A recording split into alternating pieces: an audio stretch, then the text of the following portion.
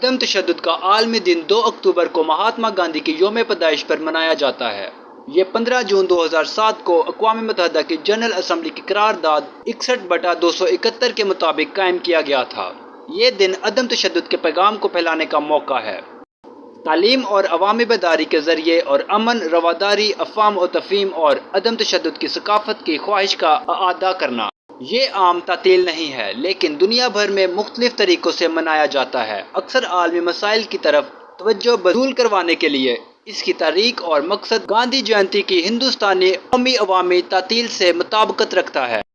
جنوری 2004 میں ایرانی نوبل انعام یافتہ شیری عبادی نے پیرس میں ایک ہندی ٹیچر سے عدم تشدد کے عالمی دن کی تجویز لی تھی، جو بین الاقوامی طلباء کو ممبئی میں ورلڈ سوشل فورم میں پڑھاتی تھی۔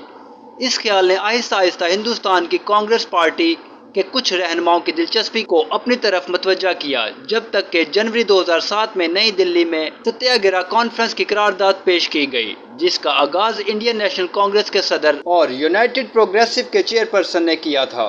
15 جون 2007 کو اقوام متحدہ کی جنرل اسمبلی نے 2 اکتوبر کو عدم تشدد کے عالمی دن کے طور پر منانے کے حق میں ووٹ دیا۔